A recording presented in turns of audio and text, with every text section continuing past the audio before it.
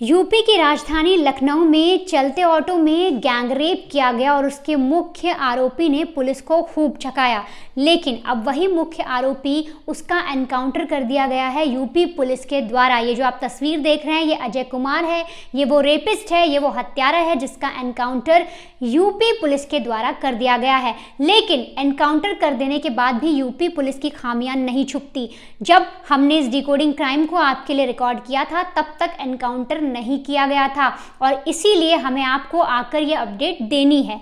उत्तर प्रदेश की पुलिस हुंकार भरती कि हमारे यहाँ महिलाओं की जो सुरक्षा है वो सबसे पहली प्राथमिकता है उनकी, लेकिन अपनी जिम्मेदारियों का किस तरीके से उन्होंने मजाक बनाया है, क्योंकि एक साथ 5 पुलिस थाने के सामने से एक चलती ऑटो में महिला के साथ गैंग रेप होता है। यूपी पुलिस पल्ला झाड़ने के लिए 7 पुलिस वालों को एक साथ सस्पेंड कर देती है और कहती है कि हमने तुरंत एक्शन ले लिया है। लेकिन जब उस महिला की लाश मिलती है, तब पुलिसिया कार्रवाई किस तरीके से होती है उसकी बानगी बताएंगे इस डिकोडिंग क्राइम के अंदर। लेकिन जब देर रात उस महिला के साथ गैंग रेप हो रहा था, भाई बार बार पुलिस वालों को कॉल कर रहा था, लेकिन याद रखिए वही यूपी पुलिस जो हुंकार भरती है कि हम एनकाउंटर कर देते हैं बदमाशों का, गैंगस्टरों का, हम जो रेप करता है उसका भी एनकाउंटर कर देते हैं। लेकिन जब देर रात एक भाई, एक लाचार भाई अपनी बहन की सुरक्षा के लिए फोन कर रहा था, तो इंस्पेक्टर साहब देर रात कई बार फोन करने के बावजूद भी फोन नहीं उठा रहे थे। नाम लेकर बताएंगे उन ऑफिसर्स का जिनकी वजह से एक महिला का राजधानी के अंदर, लखनऊ जैसे शहर के अंदर गैंग रेप हुआ, उसके बाद उसकी हत्या कर दी जाती है। बकायदा इस रिकॉर्डिंग क्राइम के अंदर मैं नाम लेकर बताऊंगा कि जिनकी वजह से एक महिला को अपने जान से हाथ धोना पड़ा और उससे पहले वो बार बार रहम की गुहार लगा रही थी। ये जो थाना प्रभारी हैं, मैं जिनका नाम ले रहा हूं, उनका नाम आपके लिए जानना जरूरी है, क्योंकि इन्हीं की वजह से एक महिला की जान चली जाती है गैंग रेप के बाद। थाना प्रभारी है निरीक्षक आलमबाग कपिल गौतम, चौकी प्रभारी है आलमबाग बस स्टैंड उप निरीक्षक राम बहादुर, रात्रि के अधिकारी मतलब जो रात की ड्यूटी जो कर रहे थे एएसआई कमर उजमा, जो रात्रि में ड्यूटी कर रहे थे, जो तैनात थे head constable Rajesh Kumar Vijay Yadav, PRB यानी police response vehicle 4821 commander ASI Shiv Anand Singh और हेड कांस्टेबल पंकज यादव। ये वो पुलिस वाले हैं जिनके ऊपर जिम्मेदारी थी एक महिला को बचाने की, गैंग रेप जैसी घिनौनी वारदात से उसे चंगुल से बाहर निकालने की। लेकिन इन पुलिस वालों ने समय रहते अपनी ड्यूटी ठीक से पूरी नहीं की और इसलिए जो अपराधी है वो फरार है। लेकिन उसका भाई, आज पहली बार यूपी पुलिस की इतनी खबरें आने के बाद उसके भाई को पुलिस अरेस्ट कर पाई है। लेकिन लोगों का कहना है कि यूपी पुलिस जो दमखम भरती है कि हम एनकाउंटर कर देते हैं, बड़े से बड़े जो गैंगस्टर हैं उन्हें घुटनों पे ला देते हैं। एक ऑटो ड्राइवर, मामूली ऑटो ड्राइवर पिछले कुछ दिनों से लगातार पुलिस को चकमा देकर, उन्हें ठेंगा दिखाकर भागता हुआ नजर आ रहा है और यूपी पुलिस बिल्कुल लाचार नजर आ रही है। अपने ही अफसरों को सस्पेंड कर दिया जा रहा है, उन्हीं के थानों के सामने से एक चलती ऑटो में गैंगरेप हो रहा है। तो उस यूपी पुलिस के क्या कहने हैं, चलिए इस डिकोडिंग क्राइम के अंदर पहले आपको यह बताएंगे कि किस तरीके से उस महिला के साथ ऑटो में गैंगरेप हुआ और किस तरीके से यूपी पुलिस ने पहले बैकफुट पर आती है, लेकिन बहुत काम करने के बाद भी मेन अपराधी नहीं, उसके छोटे भाई को गिरफ्तार करती है। क्या है अंदर का मामला, चलिए इस डिकोडिंग क्राइम के अंदर जानते हैं। लखनऊ से ये जो वारदात सामने आई है, ये हम सभी के लिए जानना समझना बहुत ज़रूरी है, क्योंकि ये ऐसी वारदात है जो किसी के साथ भी घट सकती है। रात में अकेले निकलना, दिन में अकेले निकलना, लड़कियां हो, लड़के हो, कोई भी सुरक्षित नहीं है। जिनके भरोसे हम सुरक्षित बैठे हैं, वो खुद इंतज़ार कर रहे हैं कि कब आपके साथ कोई ऐसी वारदात घट जाए। यकीन मानिए, आप ये जो ऑटो देख रहे हैं इस वक्त स्क्रीन पर, ये तस्वीरें जो आप देख रहे हैं, ये ऑटो करीब करीब 5 थानों को क्रॉस करता है। अंदर महिला बैठी होती है, वो चीखती है, चिल्लाती है, ये ऑटो लगातार चलता जाता है। फिर जिस जगह पर ऑटो ड्राइवर को ये ऑटो रोकना था, जहां उसे पता था कि यहाँ कोई नहीं आता, वहां रोकता है, वहां उसके साथ फिर से रेप किया जाता है, उसे मारा जाता है। लेकिन चौकी में तैनात पुलिस वाले, कांस्टेबल, सिपाही, जो भी लोग मौजूद थे, जो चेकिंग के लिए होते हैं, रात में जिनकी ड्यूटी लगाई जाती है, उनको भनक तक नहीं लगती वो किस मस्ती में चूर थे या उन्होंने ऐसा क्या कर रखा था जिसकी वजह से उन्हें ये सारी चीज़ें पता नहीं लगी। और आप मेरी इस बात का भी यकीन मानिए कि जहाँ पर ये वारदात को अंजाम दिया गया ना, उससे महज 500 मीटर पर ही मलिहाबाद की एक पुलिस चौकी थी जो मौजूद थी। वहाँ पर सिपाही थे, कांस्टेबल थे, पुलिस वाले थे, लेकिन 500 मीटर दूर इस ऑटो को रोका जाता है, महिला को घसीटा जाता है। 2 लोग मिलकर इस ऑटो से उस महिला को बेहद बुरी तरह से घसीटते हैं, उसके कपड़े उतारते हैं, उसका मुंह बंद करते हैं, उसके साथ रेप करते हैं, लेकिन पुलिस वालों को भनक तक नहीं लगती।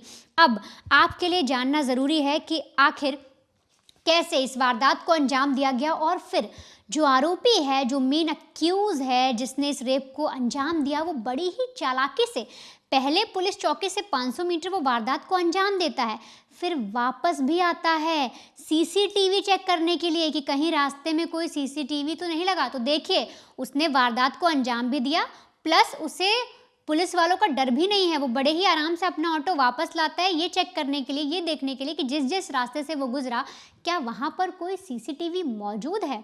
अब आपको एक एक करके इस पूरी वारदात को जानना होगा। सबसे पहले ये जो महिला है, इसका नाम हम आपको बिल्कुल नहीं बताएंगे। ये इंटरव्यू देने गई थी बनारस, और फाइनेंस कंपनी में एक इंटरव्यू देने गई थी। वहाँ से ये कॉल करते हैं अपने भाई को, बताती हैं कि भैया मेरा इंटरव्यू हो गया है और फ़िलहाल मैं अयोध्या मुझे जाना है, और उसके लिए मैं एक काम करती हूँ, पहले आपके पास आ जाती हूँ लखनऊ, फिर वहाँ से मैं घर निकल जाऊँगी। भाई बोलता है ठीक है। अब होता दरअसल ये है कि शाम को करीब 5 बजे, अब लगातार आपको कॉल जानने होंगे कि कितनी कॉल ये अपनी भाई और भाभी को करती है। सबसे पहले शाम के 5 बजे ये अपने भाई से कहती है कि देखो भैया, मैं दरअसल मुझे फैजाबाद जाना है और डायरेक्ट कोई बस नहीं मिलेगी, इसलिए मैं लखनऊ आती हूँ, फिर वहाँ से मैं अयोध्या जाऊँगी। अब 5 के बाद 2 घंटे बीतते हैं, यानी शाम के 7 बज जाते हैं। ये अपने भाई से बताती है कि अब मैं लखनऊ आ गई हूँ, इसके बाद मुझे आपके घर आना है। जिस पर जो भाभी हैं वो बोलती है कि देखो, डायरेक्टली तुम हो सके तो कोई बस कर लो जो सीधे कमता चौक तक आती है, या कोई ऑटो या कोई भी ऐसी चीज़ जो सीधे कमता चौराहा वहाँ पर पड़ता है, वहाँ तक तुम्हें डायरेक्ट लेके आ जाएगी, क्योंकि इस महिला को चिन्हट पहुँचना था। अब 7 बजे जब ये सारी बातचीत होती है तो 9:30 बजे तीसरा कॉल करती है अपनी भाभी को और बताती है कि भाभी, इस वक्त हम सुल्तानपुर पहुँचे हैं, बस ढाबे पर खाना खाने के लिए रुकी है, और इसके बाद अवध डिपो जो मिलती है कमता चौराहे पर जो जाती है, उसको मैं पकड़ लूँगी या वहाँ पर मैं उतर जाऊँगी। ऐसी ये बात अपनी भाभी से कहती है। भाभी बोलती है ओके। मतलब यहाँ तक इन लोग की डायरेक्टली बात हो रही है, 3 कॉल हो चुकी है, घर पर मैसेजेस हो रहे हैं, चैट हो रहे हैं। बता रही है कि 5 बजे पहले बताती है, 7 बजे बताती है, फिर 9:30 बजे बताती है। अब 9:30 के बाद करीब रात को 12 बजे ये महिला फिर से अपनी भाभी को कॉल करती है और बोलती है कि भाभी, हम लखनऊ पहुँच गए हैं, अब आप बताइए कि ये जो बस है कमता चौराहे की तरफ जाने को मना कर रही है, मतलब बस जो है वो कमता चौराहा नहीं जाएगी, अब क्या किया जाए। इसके बाद बातचीत होती है घर वालों में, जैसे हर किसी के घर वाले या पेरेंट्स बताते हैं कैब बुक कर लो, ऑटो कर लो, ये कर लो, तो ऐसे ये भी फिर ऑटो के बारे में कहती है। लेकिन उससे पहले आप तस्वीर देखिए, रात 1:30 बजे की तस्वीर है, जब लखनऊ पहुँचने के बाद ये आलमबाग बस स्टेशन पर उतरती है, जो पूरा बस स्टैंड बना हुआ है। वहाँ पर करीब रात के 1:30 बजे 1:30 पर ये जो महिला है, आप देख रहे होंगे सलवार सूट इसने पहना है, एक बैग भी है, और ये आगे की तरफ जा रही है, तो ये इस स्टेशन से बाहर निकलती है। अब इसके बाद फिर से ये अपनी भाभी को कॉल करती है और बोलती है कि मैं फ़िलहाल आलमबाग बस स्टेशन पर हूँ और यहाँ से मुझे आपके घर तक आने के लिए करीब 30 मिनट लगेंगे, यानी आधा घंटा, तो मैं बड़ी ही जल्दी आपके पास आ जाऊँगी। अब 1:30 बजे इसने ये कॉल किया था और अपनी भाभी से बताती है कि मैं एक ऑटो करने जा रही हूँ। अब ये जो महिला है जिसके साथ ऐसी वारदात को अंजाम दिया गया, ये उस ऑटो में बैठ जाती है इसी आलमबाग स्टेशन के पास, और बैठती इसलिए है क्योंकि जो ऑटो ड्राइवर है वो पैसों को लेकर कुछ चीज़ें कह देता है कि मैडम आपसे कम पैसे लेंगे, रात हो गई है, आप चल लीजिए, आपको हम घर तक पहुँचा देंगे। अब महिला बैठ जाती है। आखिरी कॉल इसने अपने घर पे 12 बजे किया, इसके बाद ये 1:30 बजे आलमबाग पहुंची, वहाँ पर फिर से कॉल किया। अब आता है टाइम 2:35 का। यही वो टाइम था जिस वक्त इस औरत पर दुखों का पहाड़ टूटा, या यूँ समझिए इसकी पूरे घर में एक तरीके से हाहाकार मच गया। वो कैसे कि जब इसने अपनी भाभी को बता दिया कि वो 30 मिनट में पहुँचने वाली है, कई देर तक ये पहुँची नहीं, क्योंकि 1:30 बजे जब इसने कॉल किया तो 2:30 बज गए, 1 घंटा हो गया, और 1 घंटे तक जो ड्राइवर था वो ऑटो को घुमाया जा रहा था, कभी इस रूट से निकलता, कभी हाईवे वाला रूट पकड़ रहा है। तो इस पर ये बोलती भी कि भैया आप इस तरह से क्यों लेके चल रहे हैं, डायरेक्ट रास्ता जाता है, मुझे वहाँ से ले जाइए। तब ड्राइवर एक जवाब देता है, वो बोलता है कि मैडम इस वक्त मेट्रो का काम चल रहा है, रूट ना बहुत ज़्यादा बिजी है और बहुत ज़्यादा वो होर्डिंग वगैरह लगी होंगी, जो बैरिकेडिंग होती है वो लगे होंगे, इस वजह से मुझे ना रूट थोड़ा चेंज करना पड़ रहा है। अब ऐसे करते करते जब 2:35 हो जाता है तो उसको डर भी लगता है और तब ये अपने भाई के फ़ोन पर अपनी लोकेशन भेजती है और लोकेशन भेजने के बाद कुछ ही देर बाद जब भाई को लगता है कि ये इतने गलत रूट से कैसे आ रही है, क्योंकि 2 रूट लिखे हुए थे उसके अंदर, वो अलग पहले उसने बताया कि इस रूट से जा रहे हैं, फिर दूसरा हाईवे वाला रूट हो गया, तो ऐसे में भाई भी कंफ्यूज होता है। भाई कॉल करता है और कॉल करने के बाद जो महिला वो कहती है एक बार आप भैया से बात कर लीजिए, मतलब ऑटो ड्राइवर से कहती है कि आप मेरे भाई से बात कर लो। ऑटो ड्राइवर महिला के भाई को भी यही बात कहता है कि देखिए भैया अभी रूट थोड़े व्यस्त चल रहे हैं, मेट्रो का काम है, इस वजह से मुझे ऐसे ऐसे रास्ते से लेकर आना पड़ रहा है, थोड़ा टाइम लग जाएगा। इस पर भाई को डाउट ज़रूर होता है, लेकिन कुछ ही देर आगे बढ़ती है, ये अपने भाई को फिर से कॉल मिलाती है और जैसे ही कॉल मिलाती है उसमें सिर्फ चीखने की आवाज़ आती है और ये महिला कहती है भैया मुझे प्लीज़ बचा लो। अब आप स्क्रीन पर अभी तक जो तस्वीर देख रहे थे इसमें से अगर मैं गौर कराऊं तो ये जो तस्वीर आप इस वक्त स्क्रीन पर देख रहे हैं ना, ये तब की तस्वीर है जो ऑटो वाला है इस महिला को गलत रूट के ज़रिए मलिहाबाद लेकर जा रहा है, मतलब आलमबाग से सीधे हाईवे लेते हैं और मलिहाबाद यानी सुनसान रास्ते की तरफ बढ़ता हुआ है। और तो और ये जो औरत है चिल्लाती रहती है, गिड़गिड़ाती रहती है, लेकिन ऑटो वाले को तरस नहीं आता। अब इधर भाई जो है जब वो फ़ोन पर ऐसी चीख सुनता है उसकी हालत ख़राब होती है, वो फ़ौरन 112 डायल करता है, पुलिस वालों से बात करने की कोशिश करता है, लेकिन जो पुलिस वाले हैं वो कोई भी रिस्पॉन्स नहीं देते, वो कुछ भी नहीं बताते। अब इधर जो ऑटो ड्राइवर है वो दरअसल 2:35 के बाद जब सीधे जो महिला थी उसको मलिहाबाद लेकर जाता है, वहाँ पर वो एक आम के बाग में इसको लेकर चला जाता है जो बेहद सुनसान होता है और वहाँ पर इसके साथ रेप किया जाता है। एक आदमी और मौजूद होता है, वो कौन है वो भी आपको बताएंगे। मिलकर गैंग रेप किया जाता है, इसके साथ जो इसने जेवर पहने होते हैं, गहने होते हैं, वो सब लूट लिए जाते हैं। इसके जो गला है वो इसी की पैजामी से जो महिला ने पहने होता है उसी से घोट दिया जाता है। इतना हो जाने के बाद जो ये ऑटो ड्राइवर है बड़ी ही चालाकी से दूसरे साथी से कहता है कि तुम दूसरे रास्ते से निकलो और खुद दोबारा ऑटो लेकर जाता है उसी रूट पर, मतलब जहां इसने वारदात को अंजाम दिया। और करीब 3:24 पर बड़े ही आराम से एक हॉस्पिटल के सामने से गुजरता है, क्योंकि इसको डाउट होता है कि हो सकता है लखनऊ में आम रोड पर सीसीटीवी ना हो, लेकिन जिस हॉस्पिटल के आगे से मैं गुजरा वहाँ पर सीसीटीवी मौजूद हो सकते हैं। और इस वक्त आप देखिए स्क्रीन पर ये बड़े ही इत्मीनान से ऑटो को लेकर आ रहा है, बड़े ही स्लो तरीके से उस हॉस्पिटल के आगे रुकता है, अंदर से देखने और झांकने की कोशिश करता है कि क्या कहीं सीसीटीवी मौजूद है। और जैसे इसको दिखता है कि सीसीटीवी है, आप स्क्रीन पर देखिए, इसमें आपको शायद ना दिखाई दे, मैं जूम करने को भी कहूँगी अपने एडिटर से, वो अपने हाथ को कुछ इस तरीके से अड़ाता है और फौरन जो ऑटो है वो लेकर भाग जाता है, मतलब फुल स्पीड में ऑटो चलाना शुरू कर देता है ताकि किसी को पता ना चले। अब ये जो पूरा ऑटो था इसको पकड़ना भी पुलिस के लिए बेहद चैलेंजिंग था। पुलिस पर सवाल उठने लाजमी है, लेकिन इस ऑटो में नंबर प्लेट नहीं थी, यानी जिस ऑटो में वो महिला बैठी उसमें कोई नंबर प्लेट नहीं था, तो इसीलिए पुलिस के लिए बेहद टफ हो रहा था आरोपी को ढूंढना। अब ये सारी चीज़ें हो जाने के बाद जो भाई है, जब उसको पता लगता है कि मेरी बहन चीखी है, पुलिस वालों को कॉल करता है, पुलिस फ़ोन नहीं उठाती, फिर वो मलिहाबाद के पुलिस स्टेशन में कॉल करता है क्योंकि लोकेशन आखिरी मलिहाबाद दिखा रही थी, तब वहाँ पर भी प्रतिक्रिया दी जाती है और इसके बाद आनाकानी की जाती है, ठीक से रिस्पॉन्स नहीं दिया जाता। धीरे धीरे जो है भाई वगैरह भी उस जगह पर पहुँचते हैं और फिर तफ्तीश शुरू की जाती है। तो करीब 5 बजे आम के बाग में एक लाश मिलती है महिला की, जिसके शरीर पर एक भी कपड़ा नहीं होता और पेट के बल वो लाश होती है और गला जो है वो पैजामी से बंधा होता है। अब जैसे ही ये जो महिला की लाश दिखती है उसके बाद यूपी पुलिस पर सवाल उठने शुरू हो जाते हैं। जो भाई है वो साफ तौर पर कहता है कि आपकी वजह से मेरी बहन की मौत हो गई, ऑटो के अंदर उसके साथ गंदी हरकत की गई, एक आम के बाग में ले जाकर रात को उसके साथ ऐसी वारदात को अंजाम दिया, आप लोग क्या कर रहे थे। अब यूपी पुलिस पे जिस तरीके के सवाल उठे, जो चौकियां थी उनको जो क्रॉस करते करते आगे बढ़ा। अब यहाँ पर आपके लिए जानना ज़रूरी है कि आखिर वो कौन से पुलिस स्टेशन थे जिसे क्रॉस करते करते ये ऑटो आगे बढ़ा। अभी आपको फिर से मैं एक बार स्क्रीन पर ये तस्वीरें दिखाऊंगी। ये मलिहाबाद की ओर जाते हुए तस्वीर है ऑटो की, और इस वक्त ये जो ऑटो है ये लगातार कई थाने क्रॉस कर रहा है। कास मंडी, आलमबाग, तिकुनिया पुलिस चौकी, रिंग रोड की पुलिस चौकी, भूहर पुलिस चौकी, अंधे चौक की पुलिस चौकी और साथ ही साथ कसमंडी पुलिस चौकी, जहां पर ये पूरा मामला दर्ज हुआ है। इतनी सारी जो चौकियां हैं वो क्रॉस करने के बाद ऐसी वारदात को अंजाम दे दिया जाता है। पुलिस वाले होंगे, रास्ते में चेकिंग भी हो रही होगी, लेकिन किसी को पता ही नहीं चलता। इसके अलावा जहां पर वारदात की गई, जो आम का बगीचा था, उससे 500 मीटर दूर कसमंडी जो पुलिस चौकी है वो थी, उस पर भी किसी को कुछ भनक नहीं लगती, किसी को पता ही नहीं चलता। और यहाँ तक कि जब फ़ोन किया जाता है, भाई फ़ोन करता है, तब कॉल भी नहीं उठाया जाता। अब आप समझिए कैसे, आखिरकार इतने ज़ोर शोर के बाद, इतना हल्ला मचने के बाद पुलिस ने एक आरोपी को अरेस्ट किया, वो भी मेन आरोपी नहीं है, और उसने क्या पुलिस को बताया, क्या क्या हुआ था उस महिला के साथ, और क्या इन दोनों के बीच में प्लानिंग हुई, और कैसे इन्होंने ऑटो के नंबर प्लेट वाला खेल किया, और 63 मिनट 21 मिनट की क्या वो थ्योरी है जिसके चक्कर में अब यूपी पुलिस फंसती जा रही है। और यूपी पुलिस पर अब भी वही सवाल है कि साहब आपने कॉल क्यों नहीं उठाया।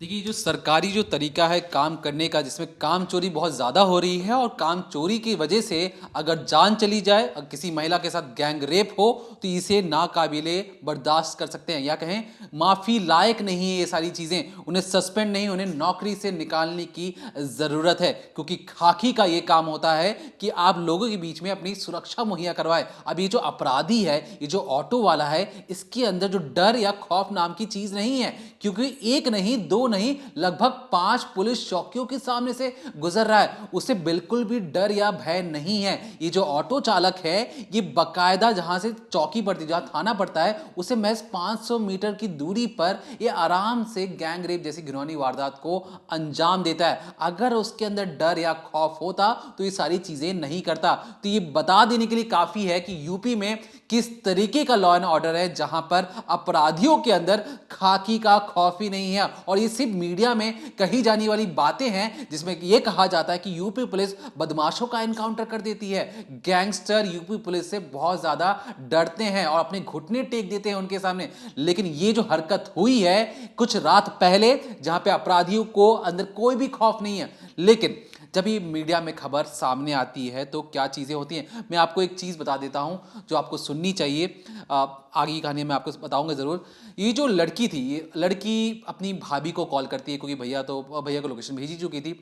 भाभी से जो आखिरी बातचीत थी वो ज़रा आपको सुननी चाहिए। उन्होंने ये कहा, भाभी ऑटो वाला पता नहीं कहाँ ले जा रहा है, कुछ गड़बड़ लग रही है भाभी, भैया से बात करा दो। ऑटो वाला कह रहा है कि मेट्रो का काम चल रहा है, रास्ता बंद है। अब ये जो ऑटो वाला है, ये क्या दिखा रहा था कि मैडम देखिए, ये जो आप देख रहे हो, ये जो ब्रिज बन रही है, यहाँ मेट्रो का काम चल रहा है, इसलिए ना काम अटक गया है। वो रास्ता, वो घर जो महज बस स्टैंड से 30 मिनट की दूरी पर था, इसे पूरा करने में लगभग अब तो लंबा समय लगने वाला था। तो जो आधे घंटे का सफर जब 1 से 1.5 घंटा बीत जाता है, तब महिला परेशान होती है। अब जब पुलिस छानबीन करती है, पता लगता है कि इस बस स्टैंड में इस ऑटो वाले के साथ एक पैसेंजर और था, मतलब महिला के साथ एक पैसेंजर और था। अभी जब सारी बातें सामने आती तो पुलिस को लगता है कि ये ऑटो वाला कौन है। अब ना उस ऑटो के पास ना नंबर प्लेट है, ना ही किसी ने उस ऑटो वाले का चेहरा देखा। जिस तरीके से वनिता ने आपको बताया, वो अपना चेहरा ढक रहा है। अब पुलिस ढूंढे तो ढूंढे कैसे। यहाँ पर जो पुलिस वालों की कारस्तानी थी, 7 पुलिस वाले सस्पेंड कर दिए जाते हैं। पुलिस को फौरन एक्शन में आना पड़ता है और पता लगता है कि रातों रात पुलिस को वहां पे भेजा जाता है। पुलिस छानबीन करती है। बड़े पुलिस अधिकारियों का कहना है, अगर हम उनकी माने भी, जितना उन्होंने काम किया है, क्योंकि सरकारी अफसर हैं, अब जो वो कहेंगे हमें मानना पड़ेगा, तो उनके मुताबिक उन्होंने 1000 सीसीटीवी फुटेज को खंगाला है। 100 से ज्यादा ऑटो वाले जिन पे उन्हें शक था, उन्हें रडार पर लेकर उनसे पूछताछ की है। अब 1000 सीसीटीवी फुटेज 2 दिनों के अंदर किस तरीके से जांच पड़ताल की गई होगी, क्योंकि एक सीसीटीवी फुटेज में 24 घंटे का फुटेज होता है। या मान भी लेते हैं कि उन्होंने 3 से 4 घंटे का फुटेज देखा होगा और पता लगाने की कोशिश की होगी कि कहां पर क्या चीजें हो रही हैं। अब जब जांच पड़ताल इनकी होती है तो धीरे धीरे ही सही ये पहुंचते हैं एक ऑटो वाले के पास, जो संदिग्ध था। पता लगता है कि जब उससे पूछताछ की जाती है कि ये जो ब्लू वाली ऑटो है, इसको कौन कौन चलाता है, तो बगल में खड़ा एक लड़का कहता है कि सर वो ना उस वाली घर पर रहता है। जिस तरीके से मैं आपको बता रहा हूं, इसी तरीके से पुलिस वालों को एक लड़का बताता है कि उस वाले घर पर वो शख्स रहता है, आप जरा उससे जाकर पूछताछ कीजिए। अब यूपी पुलिस कई लोगों से पूछताछ कर रही थी। अब जब पुलिस उस घर तक पहुंचती है तो पता लगता है इस लड़के का नाम दिनेश है। दिनेश कौन? दिनेश और उसका भाई आदतन अपराधी हैं, क्रिमिनल बैकग्राउंड रखते हैं और इसलिए पुलिस का शक और ज्यादा गहराता है। फिर पुलिस या पूछताछ होती है, तब ये कहता है कि मेरे भाई ने मुझे उस रात कॉल कर कर आने को कहा था और कहा था कि एक महिला आ रही है, चलो अपना काम करते हैं। मैं वो शब्द बोलना नहीं चाहता हूं, लेकिन वो शब्द उसके भाई के द्वारा उसे बोला गया था और उसी की मुराद पूरी करने के लिए, अपनी ख्वाहिश पूरी करने के लिए ये हैवान अपने घर से शर्ट पैंट पहनकर निकलता है, पैसेंजर के बतौर उस सीट पर बैठता है और उस महिला के साथ गैंग रेप जैसी घिनौनी वारदात को अंजाम देता है। इसके बाद ये जो दिनेश है, ये दिनेश से पूछा था कि तुम्हारा भाई कहाँ है? दिनेश कोई जवाब नहीं दे पाता है, ना ही दिनेश को पता है कि उसका भाई कहां पर है। लेकिन दिनेश को यह जरूर पता था कि जब भी भाई बुलाएगा मुझे रेप जैसी घिनौनी वारदात करने के लिए एक पैर पर कूदते हुए वहां पहुंच जाना है। लेकिन अब भाई कहां है इसके बारे में उसे कोई जानकारी नहीं है। उसे तो यह लग रहा था कि पुलिस उस तक कैसे पहुंचेगी, क्योंकि हमने क्या किया था, क्योंकि जो ऑटो वाले ने पहले नंबर नहीं था, इन दोनों बदमाशों ने इतने शातिर बनने के फिराक में थे ये, इन्होंने चुपचाप पहले पूरी रात बिना नंबर प्लेट वाली गाड़ी भगवाई। उसके बाद जब ये घर पहुंचते हैं तो वहां पर फिर से एक नंबर लगा देते हैं ऑटो वालों का। अब जब पुलिस छानबीन कर रही थी, पुलिस ने सारे जीपीएस वाले, जीपीएस से कहने का मतलब वो ऑटो जो ओला, उबर, रैपिडो जैसी जो तमाम जो सॉफ्टवेयर्स हैं उसके जरिए जो चलते हैं, उसके अलावा जितनी भी ऑटो चलती हैं उन पर पैनी नजर बना रखी थी। तब जाके दिनेश जैसे लोग जो 100 ऑटो चालक थे उन पर पैनी नजर बनाते, तब जाकर ये गिरफ्तार होते हैं। अब यहां तक तो बात समझ में आ गई, चलो पुलिस ने कुछ तो काम किया, क्योंकि इंसाफ की राह में जो तरीके से पुलिस दिखाती है कि हमने तुरंत एक्शन ले लेते हैं। यहां पर एक ऑटो ड्राइवर 5-5 पुलिस चौकियों को, 7-7 पुलिस वालों को बेवकूफ बनाते हुए अपना काम कर रहा है, खाकी को ठेंगा दिखाते हुए गैंगरेप और हत्या करता है, किडनैपिंग करता है। पुलिस को भनक ही नहीं लगती है। इसके बाद जब ये सारी चीज़ें होती हैं तब बारी थी उस भाई से पूछने की, दिनेश से, कि बताओ तुम्हारे और तुम्हारे भाई ने किस तरीके से प्लानिंग और प्लॉटिंग की है। तो भाई ने बताया कि देखिए ये जो लड़की है ये कहीं से आ रही थी और क्योंकि इस मैडम ने कहा था कि इन्हें किसी जगह पे जा रहा है तो हमने बैठा लिया, क्योंकि हमें मतलब नहीं था कि इन्हें उनके घर डेस्टिनेशन तक पहुंचाना है, हमें मतलब था कि हमारा काम हो जाए। जब ये महिला ऑटो में आकर बैठती है तो उस वक्त हो रहे थे 1:32 जो बाकायदा सीसीटीवी फुटेज में दिखा है। महिला ने लगातार अपने घर वालों से बातचीत कर रही थी, तो महिला ने अपने घर वालों को कहा था, ऐसा दिनेश का कहना है, कि हम महज आधे घंटे के अंदर पहुंच जाएंगे। बगल वाली सीट पर जो दिनेश हैवान फिराक में बैठा था कि कब इस मोहरे को दबोचना है। अब याद रखिए, जैसे ही 2:07 होता है, ये जो ऑटो है उसी अस्पताल के सामने से गुजरता है। इस वक्त महिला उस ऑटो के अंदर बैठी हुई थी, अपने घर वालों से बात कर रही थी और घर वालों को कहती है कि ये ऑटो वाला किसी अलग दिशा से लेके जा रहा है। अब लगभग 2:30 बज जाते हैं। 2:35 पर महिला घबराकर अपने भाई को लाइव लोकेशन भेजती है और बताती है कि भैया मुझे नहीं पता ये पिछले 1 घंटे से मुझे कहाँ घुमा रहे हैं, क्या कर रहे हैं, आप लाइव लोकेशन ले लो, अगर मेरे साथ कुछ होता है तो आपको पता होना चाहिए मैं कहाँ और किस वक्त हूँ। इसके बाद क्या होता है देखिए, ये जो पूरी वारदात है ये लगभग 1:32 पर निकले थे। 2:35 पर आखिरी लोकेशन भेजी जाती है, तो लगभग कितने मिनट हो गए, 63 मिनट तक ये ऑटो में घूमती रही और लगभग 4 से 5 बार इसने कॉल किया। अब जब 2:35 पर ये जो लड़की है, जो महिला है, ये अपने भाई को लोकेशन भेजती है, उसके बाद प्लान शुरू होता है। ये दोनों मिलकर उससे छीना झपटी करते हैं, मारते पीटते हैं। फोन उस वक्त नीचे गिर जाता है, लेकिन अभी भी लोकेशन ऑन था, मतलब फोन स्विच ऑफ नहीं किया गया था। मतलब महिला जूझ रही थी अपने लोगों के लिए, और इसलिए जब उसने अपने भाई को कॉल किया था तो चीखने और चिल्लाने की आवाज आ रही थी। फोन नीचे गिर गया था। ये दोनों मर्दों से देर रात अकेले लड़ रही थी, अपनी जान की भीख मांग रही थी, लेकिन इन हैवानों के सामने इन्हें लगा कि कीड़े मकोड़े हैं, आज किया लाश को कहीं फेंक देंगे, किसी को पता ही नहीं चलेगा।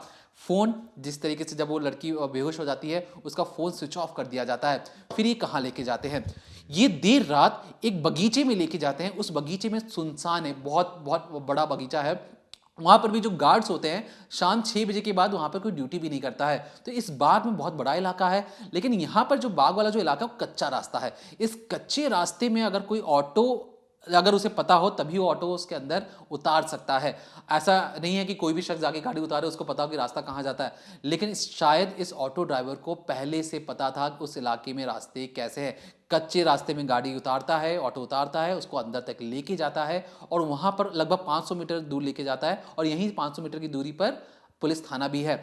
यहाँ पर गैंग रेप करता है, उसके साथ बहुत जाहिलियत करता है, फिर ये पैजामे से उसका गला घोटकर मौत के घाट उतारता है, जेवरात लूटता है। ये सारी जो चीज़ें होती हैं ये 2:35 के मतलब 2:40 के आसपास शुरू हो जाती हैं। 2:40 से लेकर ये 3:01 या 2 मिनट तक रेप जैसी घिनौनी वारदात को अंजाम देते हैं। 20 से 22 मिनट में लूट मार, किडनैपिंग करके, हत्या कर कर अभी सोचते हैं कि वापस भाग जाते हैं।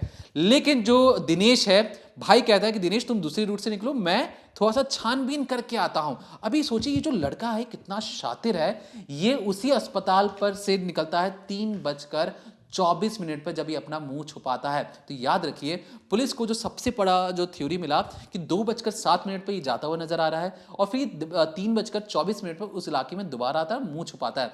मतलब क्या हुआ कि लगभग ये उस जगह पर 1.5 घंटे के आसपास कहीं गायब था। लेकिन जो लड़की का जो लोकेशन था वो दिखा रहा था कि 2:35 पर, मतलब जिस जगह पर हत्या हुई इस महिला की और जो सीसीटीवी फुटेज में दिख रहा है हॉस्पिटल के बाहर, वहां से उसकी दूरी थी लगभग 20 मिनट के आसपास, 20 मिनट जाना 20 मिनट आना।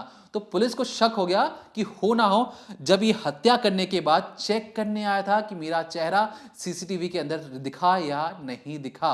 जब इसे पता लग गया कि मेरी जो ऑटो है वो सीसीटीवी के अंदर आ चुकी है, चेहरा इसने तो अपना बचा लिया, इसे सोचा कि अब ऑटो का हुलिया कैसे बदला जाए, कि रातों रात तो रंग तो बदल नहीं सकते। इसने सोचा कि ठीक है, बिना नंबर प्लेट वाली ऑटो है, इसे कौन पकड़ेगा, ना ही मेरा जीपीएस ऑन है। तो इसलिए सबसे पहला काम ये करता है जाकर नंबर प्लेट उसका चेंज कर देता है।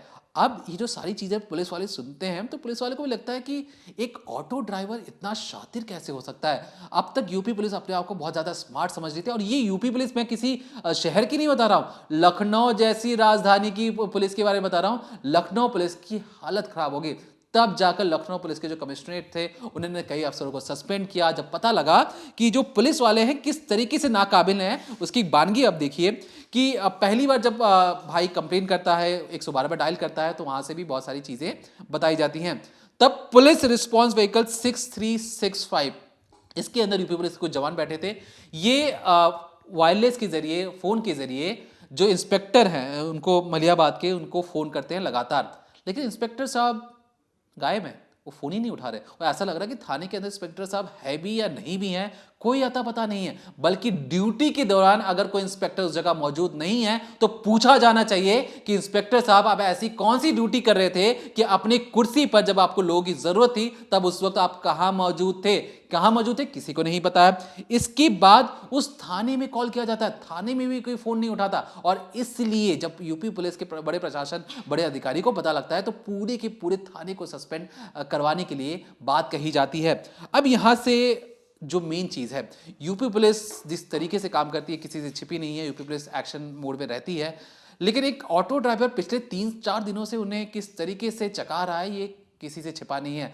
महज भाई को पकड़ के ये बोल देने से कि हमने तो बहुत मेहनत की है, हमने 1000 सीसीटीवी फुटेज खंगाल लिए, कोई बड़ा काम नहीं किया। आप एक औरत की जिंदगी नहीं बचा पाए एक राजधानी के अंदर, आप किस बात का दम रखते हैं? आप एक औरत की जिंदगी को कहते हैं कि हमारी प्राथमिकता है, हमारी सबसे पहली जिम्मेदारी है। उस जिम्मेदारी को आप करने से आप चूक चुके हैं। इसलिए यूपी पुलिस को चाहिए कि सबसे पहले और बहुत जल्द इस ऑटो ड्राइवर या मुख्य आरोपी को पकड़कर कड़ी से कड़ी सजा दिलवाएं। तो इस पूरे मामले पर हमारी पैनी नजर होगी। जो भी नए अपडेट्स आएंगे हम आप तक पहुंचाते रहेंगे। तब तक देखते रहिए क्राइम तक।